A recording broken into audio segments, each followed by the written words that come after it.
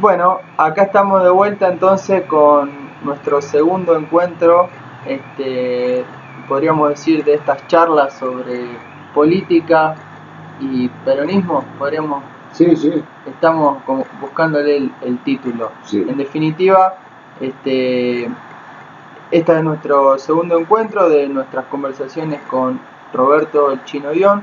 Recordamos quién es el Chino Dion, es un militante histórico ya del peronismo, del movimiento nacional, ¿no?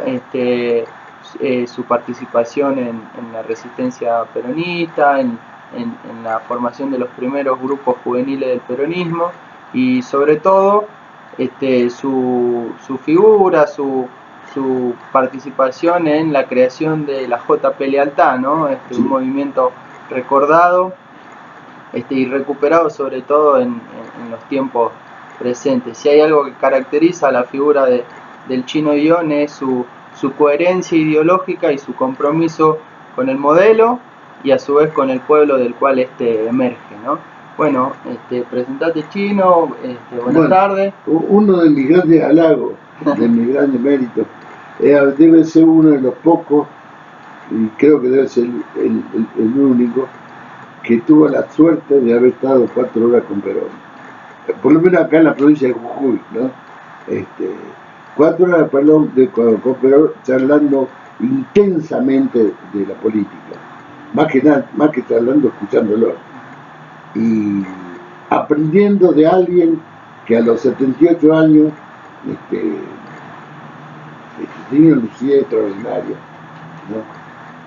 Por ahí me peleo con algunos compañeros que de buena fe, tampoco creo que sea con ningún motivo espurio, digamos, lo critican a Perón por el segundo gobierno, por el tema del brujo López Rega, o la bailarina, como dicen, ¿no?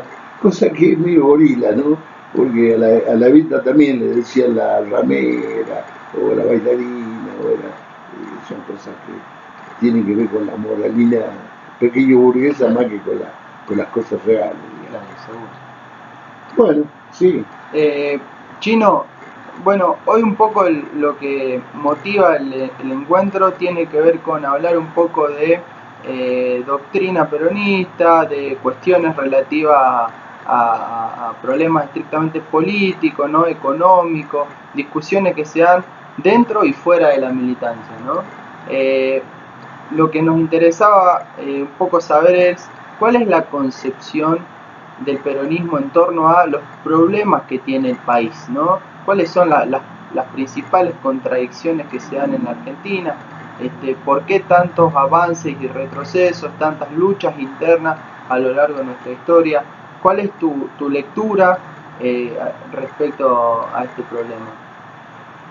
Bueno, hay alguien que si viene de otro planeta o de otro país muy lejano y mira objetivamente lo que es la Argentina, dice, ¿cómo puede ser que un país que tenga tanta extensión territorial, tanta fertilidad en sus tierras, tantos climas diferentes, un mar epicontinental inmenso que lo saquean, ¿no?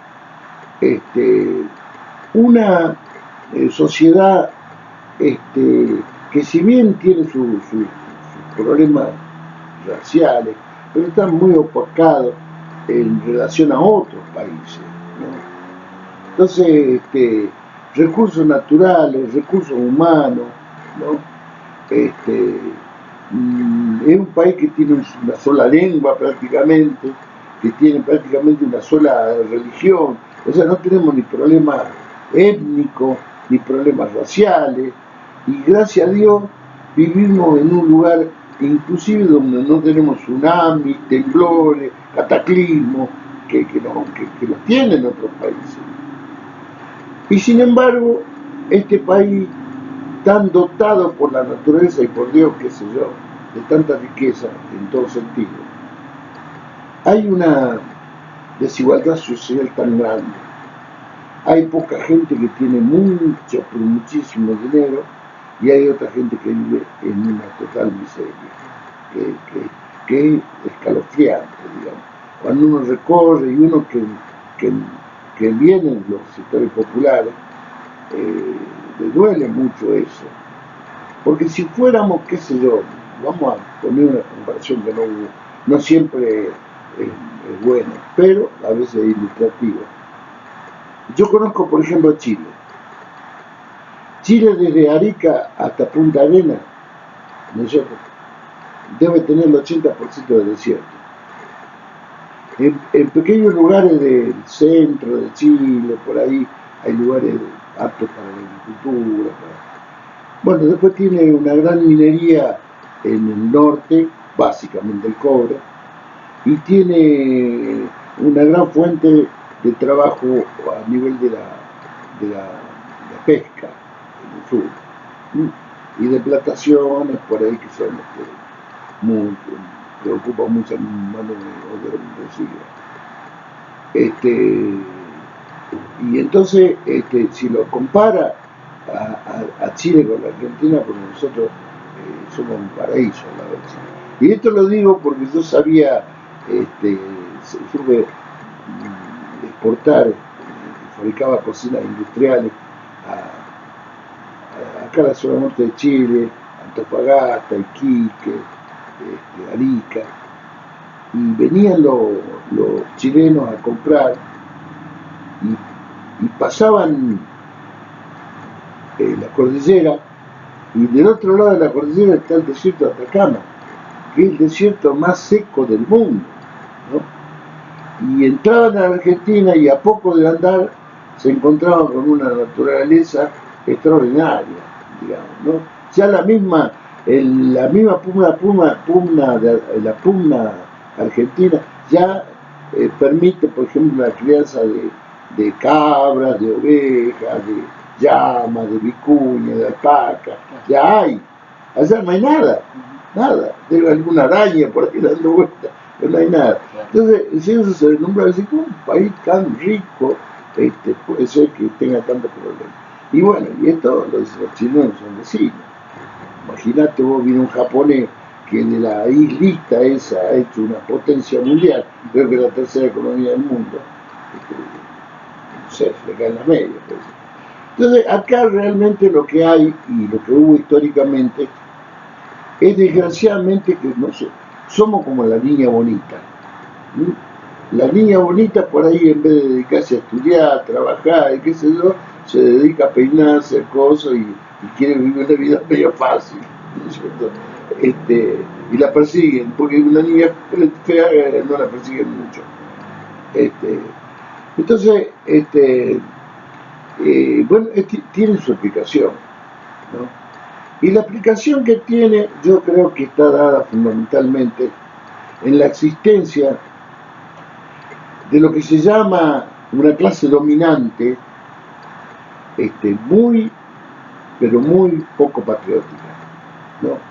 Muy, pero muy poco solidaria, ¿no?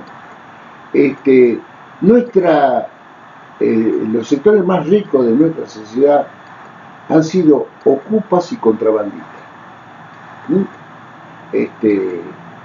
Contrabandistas porque se hicieron ricos en el periodo colonial, contrabandeando con Inglaterra.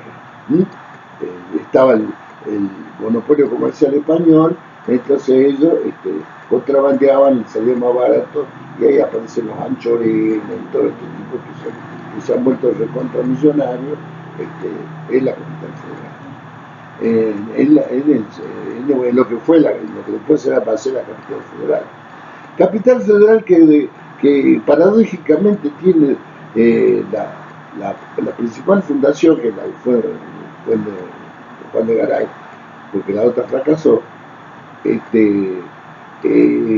Juan de Garay, que fue fundador también de Asunción, se vino con un montón de paraguayos, y los primigenios habitantes de la ciudad de Buenos Aires eran paraguayos. Sí, sí.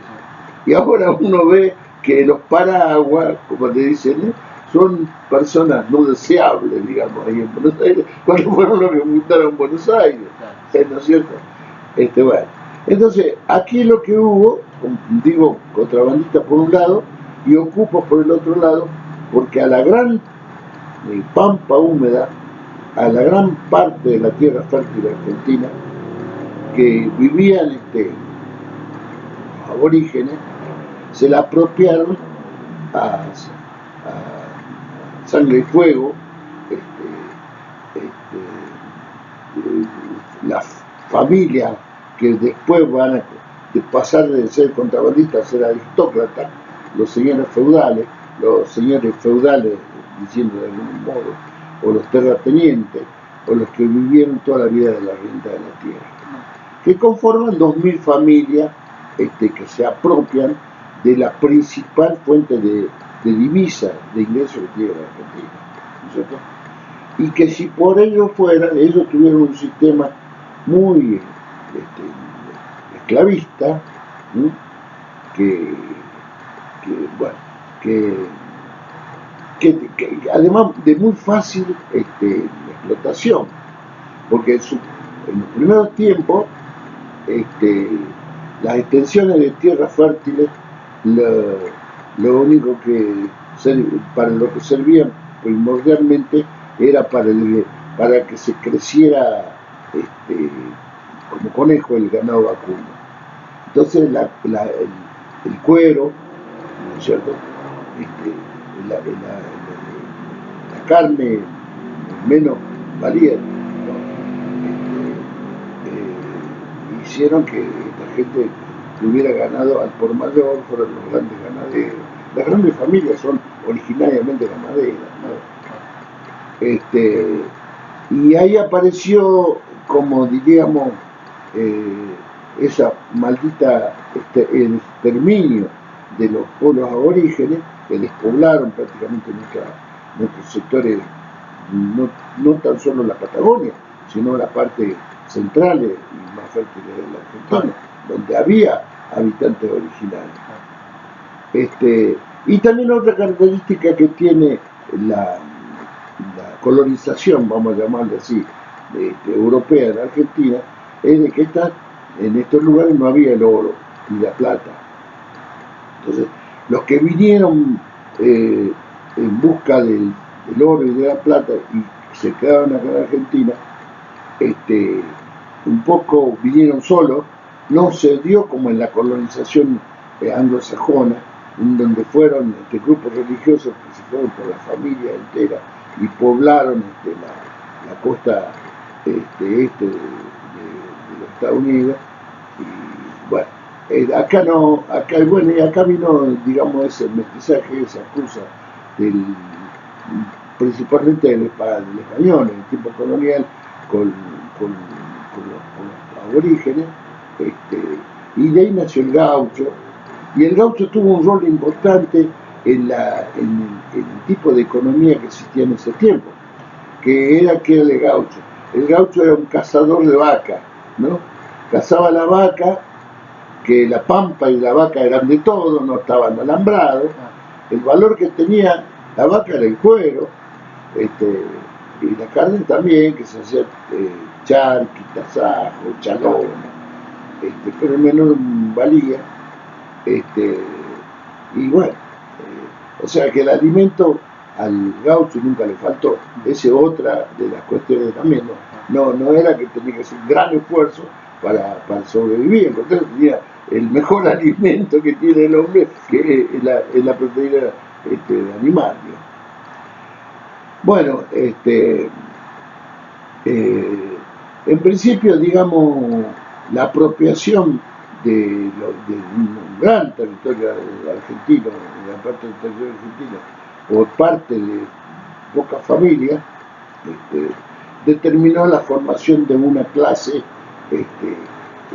rentística, o sea, que vivió de la renta, y que eso se profundizó cuando exterminaron al gaucho y se propusieron a traer inmigrantes europeos, del sur de Europa sobre todo, para convertirlo en arrendatario Entonces, los arrendatarios era el sector productivo más dinámico de esa sociedad, la que labraba la tierra, la que producía, digamos, y la grande familia dueña de la tierra vivían de la renta.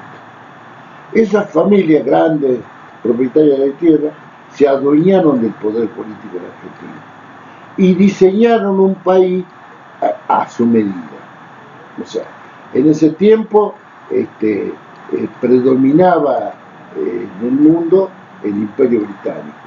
Y ellos fueron los socios del Imperio Británico, en tanto y en cuanto le proveían de los alimentos para las grandes fábricas o de las materias primas para las grandes fábricas de Liverpool, de Manchester, de todos esos lugares.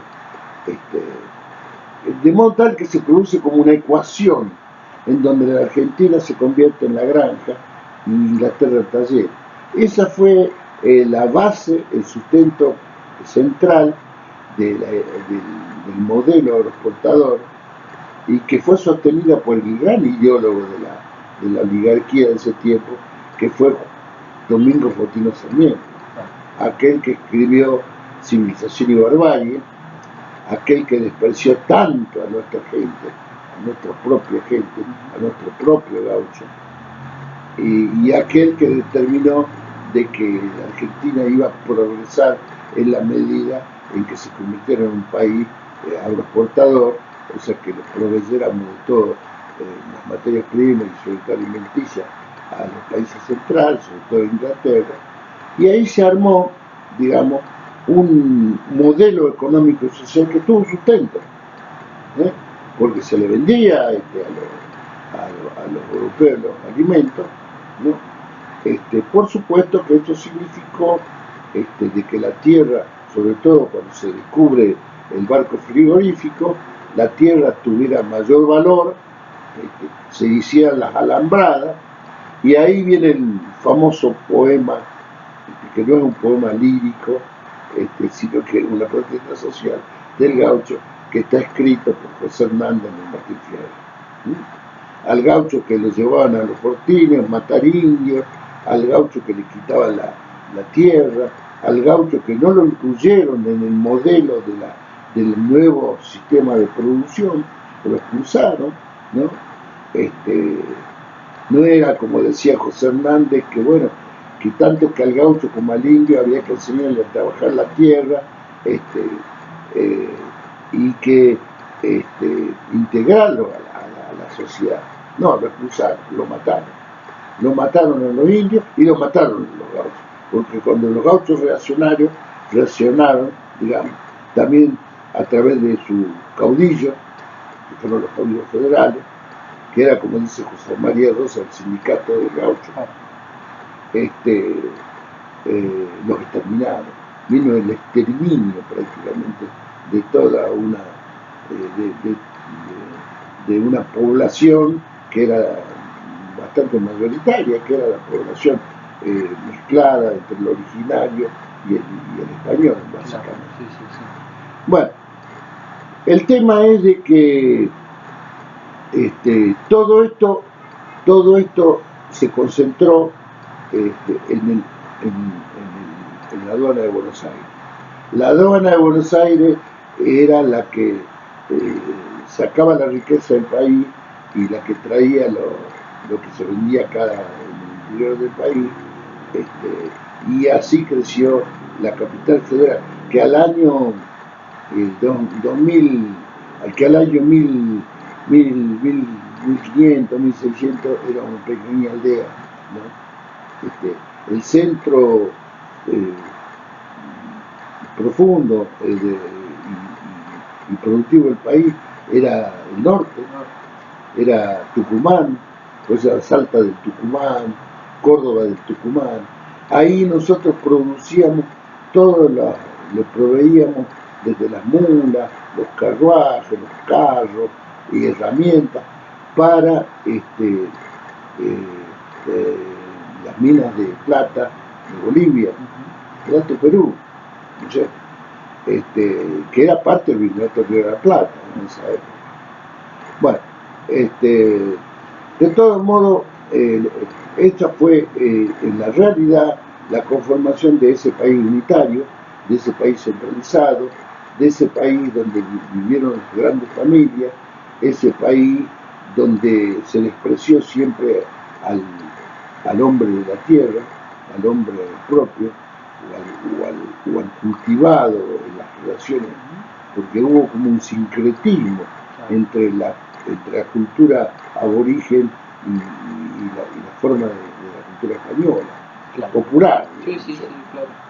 Bueno, esta fue la lucha entre ese modelo agroexportador que necesariamente era colonial. Hubo un personaje central en la historia, por supuesto que estuvieron los libertadores, por supuesto que estuvo San Martín. Hay un libro de un gran escritor argentino, rosarino, que se llama San Martín y el origen del capitalismo argentino, ¿no? Que se llama Juan Artesano, ¿no? Y él describe, digamos, la intención. Y la intención misma está en los próceres argentinos, como Mariano Moreno, que escribe el plan de operaciones, en donde diseña un país integrado, un país que tenía que producir lo que consumía, que tenía que, bueno, y a su vez mantener la exportación de lo que podía exportar. Un Manuel Belgrano que decía que no había que exportar bueno, sino que había que exportar zapatos. O sea, una visión distinta. Claro, sí, sí. ¿No? Una visión distinta que se chocó siempre contra esa burguesía comercial, importadora del puerto, que de contrabandista pasó a ser importador y ocupa del gran territorio nacional. Claro. Indudablemente que el hombre que de alguna manera también tuvo una construcción nacional y popular fue Juan Manuel de Rosas, y sobre todo la famosa ley de aduana de 1834, en donde llega a un acuerdo con los caudillos federales de la necesidad o de un acuerdo en donde se dice que todo lo que producía el país no se debe importar, ¿no es cierto? Y que esto era un pacto, ¿no? Un acuerdo, que después, por supuesto, a la caída de Rosas se fue todo al carajo, vamos a llamarlo así, y que la derrota de Casero, la derrota nacional de Casero, implicó, y las traiciones que hubo en ese tiempo, sobre todo por parte de Urquiza, ¿no es cierto?, significó, digamos, la prevalencia del modelo agroexportador que sobrevivió prácticamente hasta la llegada, vamos a llamarle un poco de Hipólito Yrigoyen, pero fundamentalmente en 1945. Bien. Fundamentalmente hasta el año 30, cuando cae el Imperio Británico, y en 1945 cuando cambia el modelo. Bien, ahí quería llegar. Nosotros nos preguntamos cuáles son los orígenes de la desigualdad en la Argentina, a qué se debe esta problemática histórica que no encuentra resolución, más allá de 200 años de historia. Y vos nos venís contando un poco que esta problemática se debe a la conformación de una oligarquía terrateniente en la Argentina que desde 1810 para acá viene de alguna manera acumulando y acaparando la riqueza, y la enorme riqueza, ¿no?, que tiene en términos de recursos naturales y en términos de recursos humanos este sector social, ¿no?, de la Argentina. Este proceso que vos venís describiendo no se dio sin resistencia. Bien vos lo estás marcando, ¿no?, la figura de San Martín, de Belgrano, de Rosas, que hasta la batalla de Caseros se dio en forma de guerras civiles, guerras internas, donde dos proyectos de país, ¿no?, se enfrentaban por quién imponía de alguna manera la forma de gobierno que iba a tener este país, ¿no? ¿Cómo se actualiza esta problemática? ¿Qué forma toma esta problemática en el siglo XX? ¿Y qué acontecimiento fundamental tenemos digamos, dentro de esta discusión. Claro. El tema del modelo agroexportador cae prácticamente con la crisis del año 1930. O sea, ahí Inglaterra pierde prácticamente el dominio mundial. La libra esterlina deja de ser la moneda de cambio forzoso. Inglaterra se reconvierte,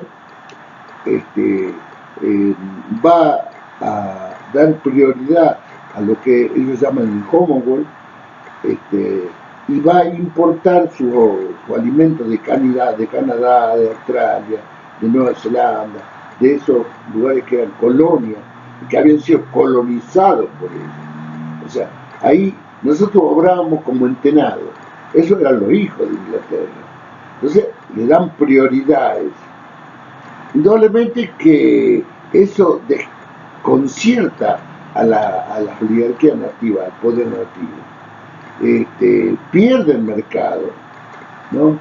Y por más que van a rogar al imperio británico y a decirle que era como la perla más preciada de la corona británica, y le ofrecen el acuerdo famoso ese del pacto Roca-Runciman, indudablemente que no tiene más viabilidad, porque había emergido Estados Unidos, ¿no? Y Estados Unidos tiene una economía que es competitiva con la nuestra.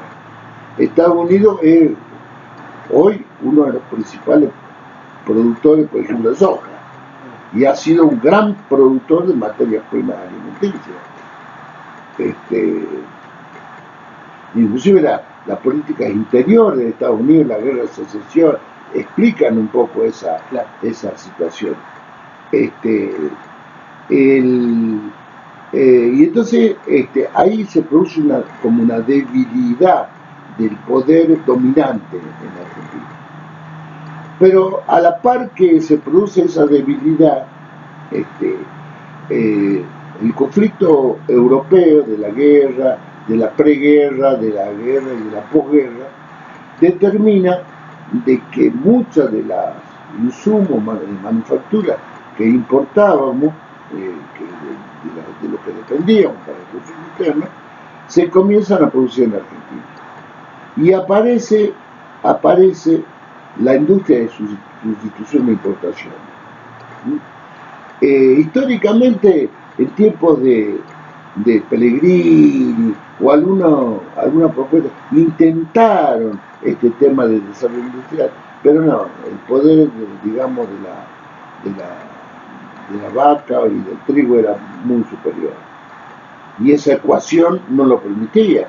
Los ingleses nos compraban mientras nosotros le comprábamos a ellos, ¿no? Si no, no funcionaba. La década del 30-40 surge la industria nacional de lo que se llama industria de medios de consumo. O sea, la industria de cosas de consumo cotidiano de la gente, la industria más básica, digamos. No más de mayor consumo, digamos. Y bueno, y ahí se produce una gran decadencia del modelo, ¿no? Porque medio que se anarquiza la cosa. Y por eso se le llama la década infame. Ahí las oligarquías entran ya en una forma descarada, independientemente de que la etapa, como decía anteriormente, había surgido un gobierno popular en 1916 con el voto secreto, que es producto de peleas, de batallas, de la Revolución del Parque, de la creación de la Unión Cívica, y un poco de que los hijos de los inmigrantes llegan por ejemplo, a ocupar lugares en el Estado público, y que se pelea también por una educación más flexible, antes la educación era muy ligada a la iglesia, a veces una educación más laica, bueno, así. Eso influye mucho, ¿no? En muchas cosas. Pero bueno, la industria crece medianamente en la década del 30-40 y en la década pero a base de gobiernos muy corruptos, ¿no? A base de fraude permanente. La oligarquía no quería dejar el poder y hace todo lo imposible para mantenerse a base de lo peor, digamos. Por eso el escritor tucumano Torres, no me acuerdo el nombre, bueno, escribe un libro que se llama La década del infame, el autor de ese libro. Bueno, indudablemente que la miseria en la Argentina está en una situación de, digamos, de inestabilidad, tanto institucional como económica, no se sabe bien para dónde rajar, la oligarquía pierde el rumbo, la industria que nace a los ponchazos, esto genera malestar de alguna manera, sobre todo en las Fuerzas Armadas. Indudablemente que la Argentina había sido formada un poco sobre la instrucción prusiana, digamos. Tenían hasta el uniforme copiado de los alemanes, en fin. Y había un gran sector dentro de la Fuerza Armada que era neutralista. Algunos dicen que eran nazis, fascistas, otros que eran neutralistas, y había también algún sector que tampoco estaba ni de acuerdo ni con los nazis ni con los fascistas, pero tampoco con los ingleses, ¿no es cierto?, que habían sido los que habían dominado la Argentina durante tanto tiempo. Y ahí aparece, digamos, porque a veces desde lo más oscuro sale el sol y sale más la claridad, digamos, y se ve más la claridad, digamos, ¿no? Aparece este famoso grupo que se llamó Forja, donde aparecen intelectuales de mucha valía para la Argentina, que reelaboran un poco el pensamiento histórico nacional. Había una tendencia de un revisionismo histórico, pero era que más bien ligado al antiliberalismo y al anticlericalismo, al anticatólico, digamos, que se conforman como un grupo que escribe la historia que escribió Mitre, que escribió en contrapuesta a esto se origina un grupo contestatario que va a ser el nacionalismo católico, ¿no? Pero que era un nacionalismo que no veía muy en profundidad cuál era, porque era un nacionalismo que más bien tenía relaciones sociales con las clases dominantes, con las clases oligárquicas, claro, con las clases aristocráticas. Era un nacionalismo medio aristocrático, no era un nacionalismo popular. Claro, claro. El nacionalismo popular más bien nace del seno del irigoyenismo, ¿no?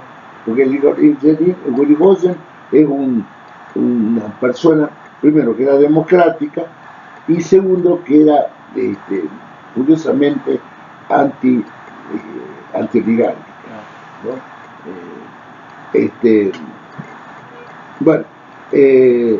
Bueno, Irigoyen tiene los problemas que tiene, la misma oligarquía se le mete dentro del partido, ahí sale la figura de Alvear, que era un aristócrata de la alta escuela, hijo de don Diego de Alvear, que era un aristócrata allá en España, ¿no? Y bueno, nace este grupo como un revisionismo histórico, revalorizando a los sectores que habían sido nacionales y populares en la historia argentina. como los caudillos federales, como Juan Manuel de Rosa, como Manuel Dorrego, como Mariano Moreno, como San Martín. Y bueno, ese grupo forja, es un grupo políticamente que no tenía mucha incidencia, pero ahí se aglutina lo mejor del pensamiento nacional. Ahí aparece Raúl Escalabrini Ortiz, Arturo Jaureche, Homero Mansi, Nene Piane, y muchos otros más, que conforman un núcleo pensante que va a repensar la Argentina. Bueno, ese grupo nacionalista democrático, vamos a llamarle, incide sobre un sector del ejército, ¿no? Sobre todo con el coronel, ¿cómo se llama? El coronel, que era Mercante. El coronel Mercante. El coronel Mercante participa medio de ese grupo. Y el coronel Mercante, amigo de Perón, incide sobre Perón y ahí se relaciona Perón con ese grupo. Y yo creo que el pensamiento justicialista desde el punto de vista del interés nacional, de lo nacional, no tanto de lo social, de lo nacional, tiene esa fuente, abrevan esa fuente. Claro. Y ahí aparece esto de la patria justa, libre y soberana, aparece mucho esas consignas. Claro. Y por otro lado, el pensamiento, por supuesto, ese sector también es un pensamiento que adhiere al pensamiento que existía en el ejército, en el general Mosconi, que había estado con Hipólito Yrigoyen, fue el creador del PF, fue la primera empresa estatal petrolífera del mundo, el PF. Y bueno, o sea, ellos también son promotores de ese modelo de industrialización del país, ¿no? Y también el peronismo va a brevar en la doctrina social de la Iglesia, en algunas encíclicas de papas progresistas, vamos a llamar así, que tienen un sentido de tomar un poco las banderas originarias de Jesucristo y luchar por los pobres, digamos. Bueno, de todos modos, lo que hace el gobierno de Perón, que dada una serie de maniobras y de circunstancias, y de hecho que tienen que ver con la realidad, el surgimiento del modelo de industrial del país hace crecer lo que va a llamarse la clase trabajadora nacional, el proletariado nacional. Y ese proletariado nacional va a ser un nuevo sujeto de la historia argentina. O sea, no eran los hijos de los terratenientes, ni eran los hijos de los inmigrantes, estaban en el campo, estaban en la situación de agraria más que nada. Van a ser los cabecitas negras que habían quedado relegados, que vivían de la subsistencia en economías regionales, que tenían algo que ver con la agroindustria, porque tanto los yerbatales, como los cañaverales, como el azúcar, como las viñas de Mendoza, de Rioja, San Juan, tienen que ver un poco con la modificación de la materia prima, digamos, ¿no? Tienen que ver con no es lo mismo exportar trigo, exportar carne, exportar cuero, que exportar vino, que exportar hierba. La hierba no se exporta mucho, exportar azúcar. Bueno, de modo tal que, bueno, esa población, al surgir la industria en las grandes ciudades de la Pampa húmeda, se produce ese proceso de inmigración interna. Y estos cabecitas negros van a ser cabecita negra, les llamaban, porque eran los criollos del interior, por supuesto despectivamente, van a ser los nuevos protagonistas de esta nueva historia que se abre a partir de la industrialización del país. ¿Qué es lo que hace Perón? Perón, la verdad que en mi modesto entender, es un hombre que tiene una intuición y una erudición también, porque hay un hombre que se lo desprecia en el ámbito de la ciencia social, de la academia, pero es un hombre que, como bien se dice, la filosofía no es para hacer discusiones abstractas, sino para cambiar el mundo, para cambiar la historia, para mejorar. Y bueno, él era un hombre que había leído mucho, un buen conocedor de todo el tema de los filósofos griegos, del ciclo de Pericles, de todo el pensamiento de eso. Un poco va a ser el ideólogo de ese grupo, se va a convertir por la realidad de los hechos, por la clara interpretación de la realidad, del nuevo momento que vivía la Argentina. Va a ser el que va a interpretar a las mayorías populares de ese tiempo, ¿no? Y bueno, y ahí entran las contradicciones con los sectores medio fascistas que había dentro del gobierno, liberales y qué sé yo, bueno, y se produce lo que se produce. Que lo expulsan a Perón, que había llegado a ser hasta vicepresidente, había ocupado varios cargos, era secretario, vicepresidente, ministro de Defensa, era el que manejaba la torta ahí, y bueno, viene una relación,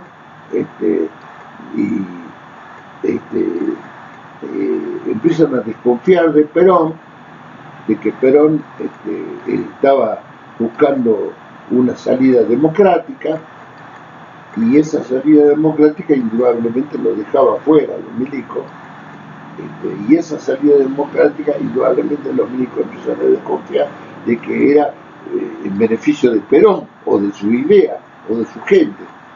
Y ahí es donde lo meten preso, ¿no? Creyendo que con eso liquidaban la situación, y es ahí donde el horno estaba para bollo, como diría el viejo después, y el pueblo argentino había comprendido lo que significaba el liderazgo de Perón para su bienestar, porque él lo había demostrado en los hechos, ¿no es cierto? O sea, y bueno, y así llega por el voto democrático, sin prohibición, libre, absolutamente, a ganar las elecciones del 24 de febrero de 1946. Y desde allí impulsa el desarrollo industrial argentino. Y lo hace de una manera que es la única manera posible. O sea, expropiándole parte de la renta a los grandes grupos oligárquicos. Esto lo hizo a partir de la nacionalización del comercio exterior, del IAPRI, ¿no es cierto? Y el otro, el tema de la nacionalización del comercio exterior, es básico en la cuestión económica, con la renta agraria, ¿no? Como diríamos, ni siquiera la renta agraria, la renta extraordinaria, o sea, porque la plusvalía que genera la producción en tierras fértiles en la Argentina son mucho mayores que las que se generan en países donde las tierras están desgastadas, donde no hay tanta amplitud territorial, donde no hay un régimen de lluvia y etcétera. Entonces esa renta extraordinaria, o sea, él ve, y eso es una cosa que le critican a él, pero él ve que iba a ser muy traumático expropiar la tierra a los terratenientes, que era mucho menos traumático y a su vez mucho más posible expropiarle parte de la renta, ni siquiera toda la renta, que con esa parte de la renta se podía trasladarla para impulsar la industrialización del país. Bien, de algún modo lo que vos venís desarrollando nos dice de que este problema histórico en la Argentina, que en términos culturales lo entendía Sarmiento como una antinomia entre la civilización y la barbarie, ¿no? Que en términos económicos la Argentina había adoptado un modelo agroexportador, ¿no? Que excluía a las masas de la producción en el país, y en términos políticos una política colonial, británica hasta el 45 y pro imperial desde los orígenes, ¿no? Y poco democrática porque era fraudulenta. Claro. O sea, ningún presidente llegó el único presidente que llega con el voto secreto y real democrático de la participación popular es Hipólito Yrigoyen. Claro. Los presidentes anteriores, Rosa fue votado claro. por pero eran, me acuerdo, 1900 personas que participaron en la votación de Rosa, claro. ¿no? Y es otro cantar, Si nosotros revisamos un poco qué opciones alternativas hubo, podríamos mirar quizás lo que decía la izquierda o las voces críticas en ese momento. La izquierda, trasladando la fórmula del marxismo europeo, de pleno auge de la revolución industrial, la izquierda argentina dijo que la contradicción en la Argentina era entre el proletariado y la burguesía, ¿no? Y que entonces la solución al problema de la Argentina tenía que ver con una revolución del proletariado y que tenía que tomar, ¿no? en su poder las fuentes de producción, ¿no? Los medios materiales de producción, y que entonces ahí va a estar saldado el problema. ¿Cuál es, a diferencia de esta, la solución que propone el modelo nacional de Perón? Y claro, lo que pasa es de que las teorías de la izquierda argentina, que en ese tiempo era el Partido Comunista, que dependía mucho de la Unión Soviética, o el Partido Socialista, digamos que tenía también sus centrales en la Segunda y Tercera Internacional, Segunda Internacional, Socialdemócrata, con esa propensión del colonialismo cultural que tenían, ellos creen de que las teorías de la ciencia, las leyes de las que rigen las ciencias sociales, que existen, digamos, no se puede negar, tienen un carácter universal y que pueden ser aplicadas en todas partes del mismo modo. O sea, eso ocurrió, por ejemplo, con el positivismo. El positivismo descubre que se podían aplicar que las leyes de las ciencias sociales eran de la misma naturaleza que las leyes de la ciencia natural. O sea, que la ley de la gravitación universal era la misma en Japón, en Argentina, y es verdad eso, ¿no? Pero que las leyes de las ciencias sociales no es lo mismo, porque las culturas, las idiosincrasias de los pueblos son distintas, ¿no es cierto? Entonces, aquí, en principio, establecer que el motor de la historia, o lo que transforma la historia, o lo que lleva de una situación mala a una mejor, era la lucha de clase, y esa lucha de clase se planteaba como entre la burguesía, digamos, y el proletariado, digamos, determina un fracaso total, porque ni existía burguesía ni existía proletariado como clase, ni existía burguesía como clase dominante, ni existía proletariado como clase, subordinada, digamos, ¿no es cierto? O sea, ¿por qué? Porque acá lo que existía como clase dominante era la oligarquía terrateniente, digamos. Y lo que existía como clase este, dominada o digamos subordinada, era la peonada dispersa, eh, que no tenía muchas posibilidades de aglutinarse al modo que se aglutina en una fábrica, y donde se crea conciencia social del valor, de su valor, como decía Marx, digamos, ¿cierto? Y, y las burguesías comerciales o las burguesías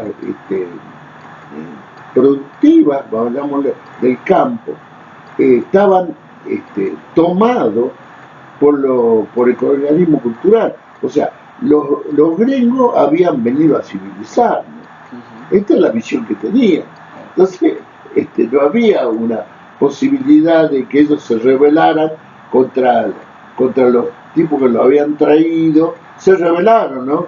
Porque el rito de Alcorta y muchas cosas más se rebelaron por el tema de la renta, de las locaciones, pero la cosa no llegó a mayores porque...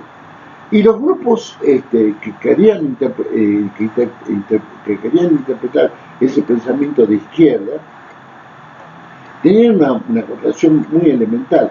Eran de izquierda, pero a su vez eran librecambistas. O sea, el libre cambio no nos iba a permitir nunca la industrialización del país ni el crecimiento de un proletariado nacional. Porque si la ecuación era que compráramos todas las manufacturas afuera y vendiéramos todos los productos agrarios, ¿dónde iba a aparecer la industria nacional? O sea, ellos estaban por el libre cambio, eran socialistas, librecampistas, los comunistas, los socialistas, ninguno cuestionó en ningún momento el libre cambio, ¿no es cierto? Y tanto así que la industria nacional nace no porque alguno haya pregonado la lucha contra el libre cambio, sino porque no nos podían vender porque estaban en guerra. El libre cambio no se produce no porque ellos no nos quisieran vender o porque alguien no los quisiera comprar, sino porque se produce porque ellos no podían vendernos, porque estaban en guerra. Entonces ahí nace la industria nacional. Entonces, ellos, a todo aquel que fogoneaba de alguna manera la posibilidad esa de una lucha contra el libre cambio, aparecía como si fuera un retrógrado, ¿no? Y todavía hay gente que piensa de esa manera. Entonces escuché a este que escribió el libro, Eva Perón, aventurero militante, ¿cómo se llama? No. Sebrelli. Sí. José Luis Sebrelli sigue sosteniendo lo mismo. Él dice, por ejemplo, él escribe, yo le he leído todos los libros, escribe de que el colonialismo era progresista. O sea, ¿por qué?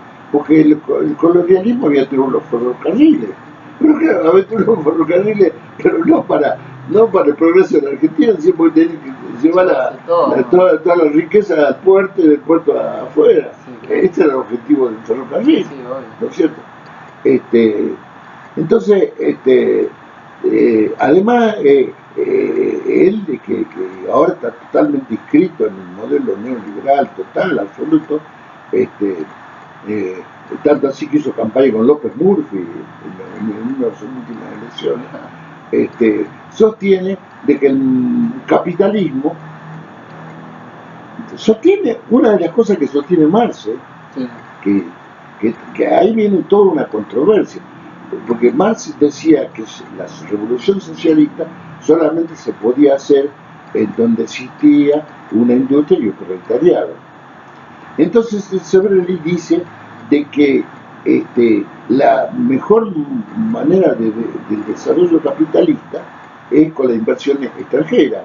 O sea, que vengan las grandes multinacionales, se planten acá, porque ¿qué vamos a competir o a crecer con el pequeño o el mediano productor nacional? Que eso no existía. Eso era, Sí, sí. este, Indudablemente las teorías críticas importadas de Europa han sido, y lo demuestran los hechos, importaciones acríticas, sí, es decir, importaciones en donde sí, no se lo ha situado a la realidad en la sí, que se quiere aplicar, y al margen de la concepción que uno pueda tener o de la valoración que puedan hacer de los autores claro, europeos, sí, el problema ha sido en que la importación se ha hecho siempre mirando al país desde los ojos de Sarmiento, ¿no? claro, Mirando al pueblo como lo bárbaro. lo bárbaro.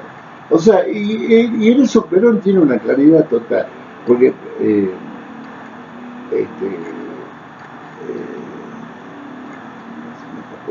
una cosa que bueno, veamos el hecho de las posiciones de la actual izquierda, o ultra izquierda, llamadle como quiera, el trotskismo, otro grupo de... Ellos siguen con las mismas tesis. Para ellos, el pequeño empresario que tiene 30 o 40 empleados es tan diablo como, como una multinacional o como la contradicción se da entre el empleado ese y el patrón. Y cuando muchas veces el patrón ese, que nace de una economía familiar y que forma a operario en una especialidad, etcétera, etcétera, este, convive con el empleado y tiene una relación hasta de amistad, claro, y hasta de preocuparse por lo que le pasa, porque vive de él, ¿no? Porque hay una correlación. Entonces, esto tiene que ver con, esto es lo que quería decir de esta intuición o esta forma de pensar del Perón, es que se da cuenta, y se da cuenta de que la única manera de que nosotros podíamos desarrollarnos industrialmente y dar la pelea contra los que no querían que nos industrializáramos, que eran los sectores de la burguesía parasitaria, de los grandes grupos de la oligarquía terrateniente, vamos a decir, era de que los sectores productivos, o sea, los patrones y los trabajadores se aliaran, no se pelearan, se aliaran y buscaran la forma de convivir armónicamente y con algún equilibrio. Por supuesto que siempre hay un desequilibrio. O sea, que el patrón quiere pagar menos y el obrero quiere ganar más. Es lógico, es una contradicción natural. Sí, claro. Pero se transforma en una contradicción, vamos a llamarle secundaria, ante el antagonismo que se genera en contra de aquellos que quieren que no exista la fábrica. El que no quiere que no exista es la contradicción fundamental. Es una contradicción, o vos o yo. La contradicción que hay entre el patrón y el empleado, así, termina siendo una contradicción secundaria, porque los dos vivimos de esto. En cambio, si desaparecemos, los dos morimos y prevalece esto otro. Esa fue la pelea de la Argentina. Y en ese sentido, Perón habla de la alianza de clases, ¿no? La alianza de las clases productivas, ¿no es cierto? Y entonces encuentra como la contradicción fundamental a los sectores parasitarios, a los sectores que no producen. Por eso, para Perón, hablando en términos doctrinarios, dice que para el justicialismo hay una sola clase de hombres, los que trabajan. No los especuladores, ni rentistas financieros, ni rentistas terratenientes, no, esa sola clase de hombres. Y inclusive más, él avanza, él entiende que existen contradicciones en el seno del pueblo madrileño. Ahora, entonces dice que a esa alianza necesaria de la clase productiva, va a haber que resolverla, a esa contradicción que existe, a partir de lo que él llama la conciliación de clases. O sea, que entendamos que somos parte de un mismo proyecto de vida, de país, de producción, que vos cumplís un rol, yo cumplo otro, pero que tengamos que tener equilibrio en el reparto de la ganancia, de lo que se produce. Entonces, ahí es donde avanza la idea de la participación obrera en la empresa, ¿no? Pero se avanza primero generando la organización de los sindicatos. O sea, de modo tal de que el obrero, en esa contradicción, pudiera tener la suficientemente fuerza como para doblarle la manito al empresario. No es que el empresario es un tipo muy dadivoso y le va a dar porque sí, no. Le va a dar si lo apretan un poco. Claro. Entonces, ¿el sindicato para qué sirve? Para apretar. Claro. O sea, para decir, bueno, esta es la rama de la industria metalúrgica. Bueno, muy bien.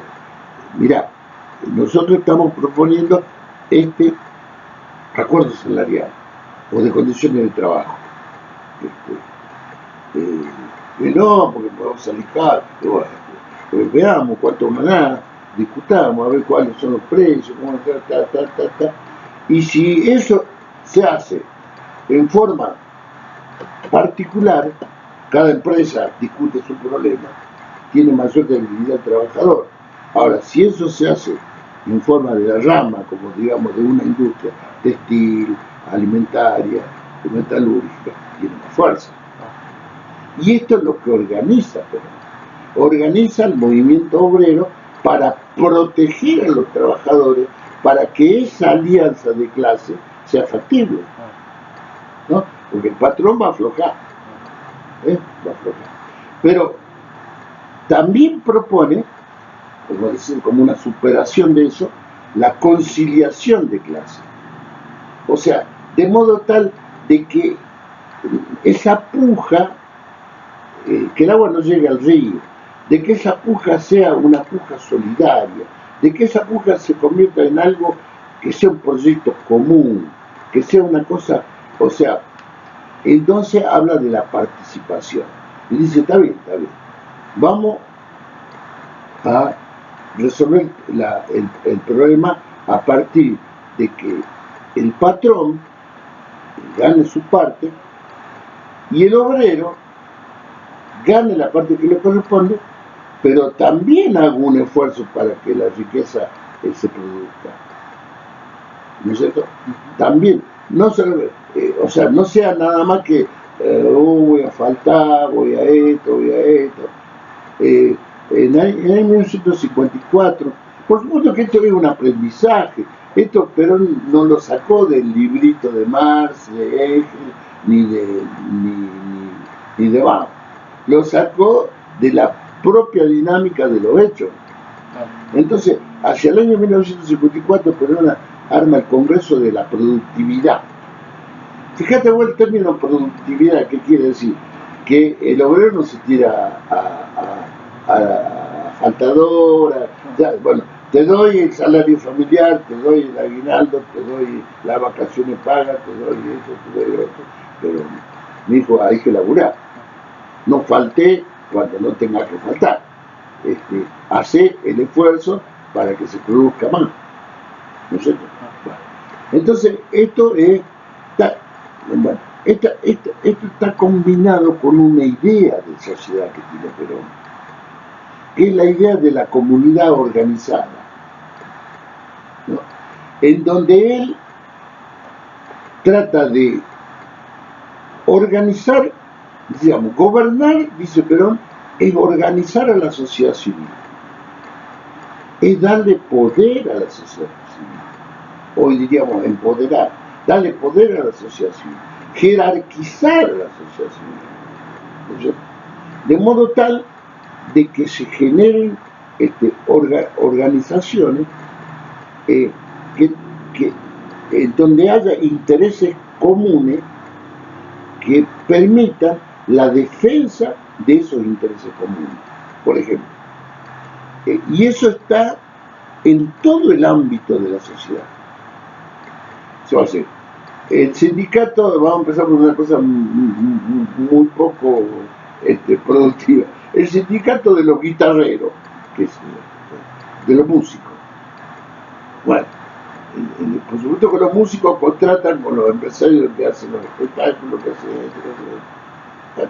El sindicato de los músicos tiene sus reivindicaciones y quiere que le paguen en la medida que les logran, que no lo exploten. Entonces, para eso hay que organizar a los músicos en su organización. Cada hombre se organiza en el ámbito de su actividad específica para reclamar por sus derechos. ¿No es cierto? También propone la organización de los empresarios. ¿No es cierto? Y así como propone la organización de los empresarios, propone la organización de los vecinos, o sea, un centro vecinal. Y el centro vecinal no puede ser un lugar donde haya un viejito que haga una rifa para mantener, pagar la luz y para andar sacando un cartelito. No, el centro vecinal tiene un ámbito territorial en donde se defiendan los intereses que son comunes al conjunto de los habitantes de ese territorio. Eso, el pavimento, el agua, la luz, es mejor vivir en eso. Y que la sociedad vecinal tenga jerarquía como para reclamar ante el gobierno burocrático la realización de que sus impuestos sean coparticipables, sean utilizados para el bien común y no para que se los roben. Y que inclusive el representante del pueblo en el gobierno salga de ese ámbito. O sea, si yo voy a elegir un consejo deliberante, no puede ser que ese consejo deliberante salga de todos los acomodados de la política que vivan en Ciudad de Nieva o en Buenos Aires. No, tienen que vivir en Villa La Rosa, en Villa allá en la Malvinas, que salgan de ahí para que defiendan ahí y que ese representante viva ahí, haga reuniones ahí con los vecinos y participe en todos los conflictos que ocurren en el ámbito territorial. Claro, seguro. Por ejemplo, un modelo de seguridad urbana, ¿no? O sea, establecemos un ámbito de defensa de la sociedad. ¿Quién está en el ámbito ese? Está el comisario, que es el que tiene que estar al servicio en contra de la delincuencia, en contra del tráfico, en contra del alcoholismo, en contra de la prostitución, la trata de blanco, todo lo que ocurre en los barrios, sobre todo en los barrios marginales.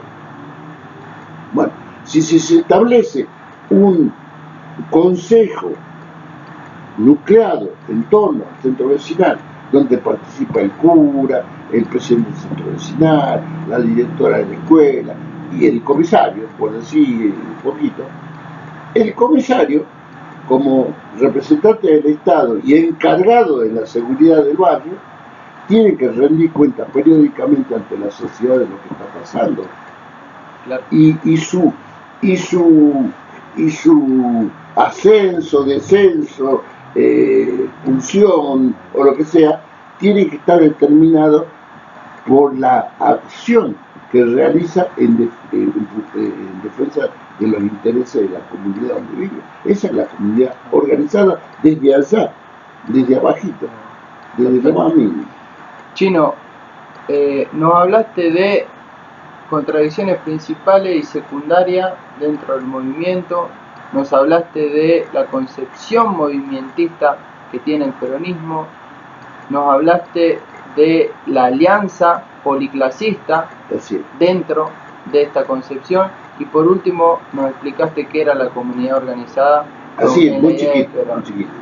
Unas breves palabras para hacer una síntesis de todo lo conversado, de la idea que nos transmitiste y cerrar por hoy. Listo. Mira, yo creo que una de los preceptos, vamos a llamarle filosóficos del peronismo, dice de que el peronismo este, eh,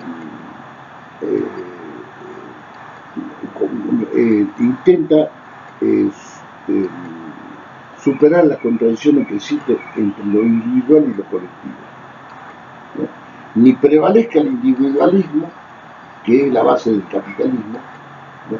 Que ya sabemos cómo termina, y que la meritocracia, el hedonismo, la ambición desmedida, no tiene precio eso, digamos, no tiene límite, ¿no?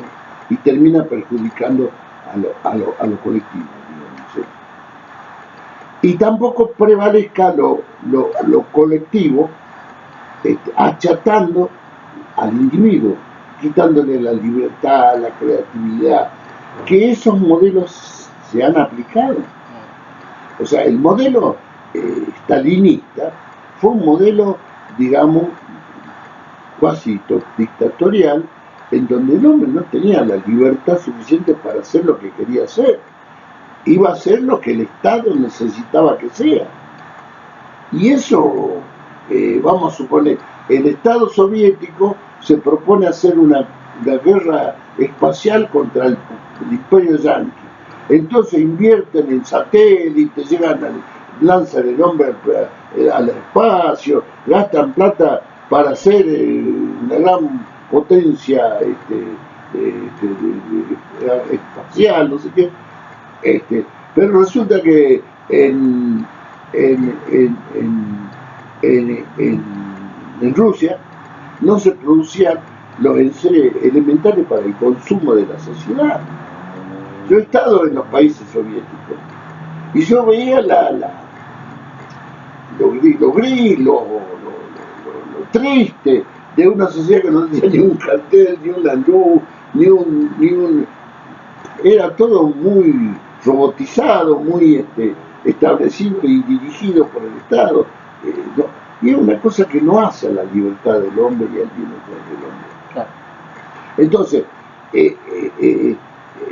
proponer una salida superadora, no intermedia, superadora de esas dos propuestas que han existido y que existen en la humanidad, yo creo que, primero, no solamente es una resolución del conflicto interno y las posibilidades reales de que nuestra patria sea lo que tiene que ser, con las riquezas naturales y humanas que tiene, sino que sea una sociedad armónica, que sea una sociedad donde exista la libertad, pero donde exista la seguridad también para poder vivir, digamos.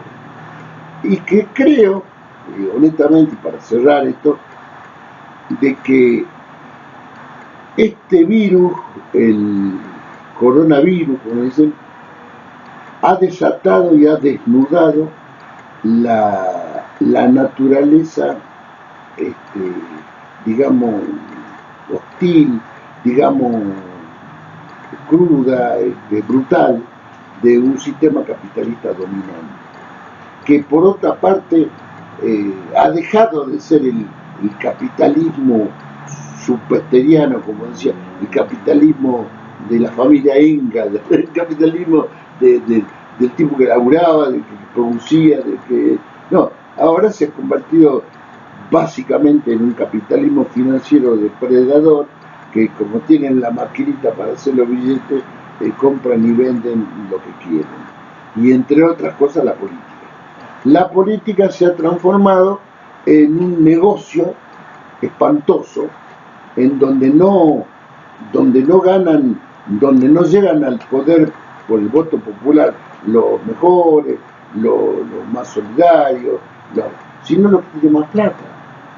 Y acá en Jujuy, lo vemos allá, el Partido Popular es el Partido Peronista, pero está dominado por una casta de ricachones que no permiten el progreso de la provincia. Sí, el progreso y el enriquecimiento de ellos particularmente, ¿no?